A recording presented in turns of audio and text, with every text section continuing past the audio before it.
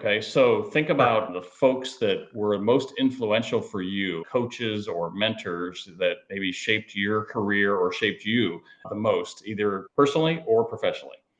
That entire answer comes down to both Roger and Steve, who are the co-owners of the company, Roger being the previous CEO, Steve, who's still involved within the business, who's the CMO of the business currently.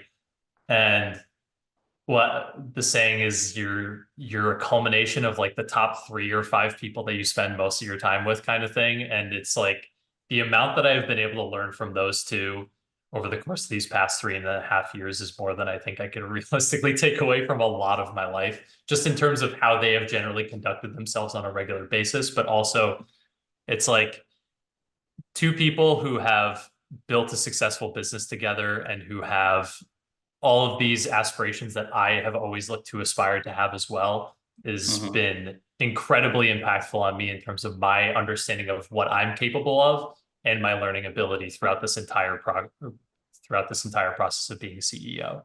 The fact that these two people who I've looked up to from realistically within the first couple of months of working here have instilled all of this trust into me and have been able to mentor me, coach me, and also let me fail at sometimes too, where it's like they could have told me the answer to certain things, but who would that have benefited? I need to still at the same time go through my own failures and need to recognize that and to be able to Hmm. take that and apply that to future decisions at the same time, where they have had incredible foresight of just making sure that no matter what happens, we're going to figure it out. I'm going to continue learning from this. And that at the end of the day, really nobody's life is at stake. And just making sure that there is that type of confidence in me is just so incredibly helpful at the same time, so that I can continue to exude that into everybody else within the company, that I know what I'm doing is the right thing.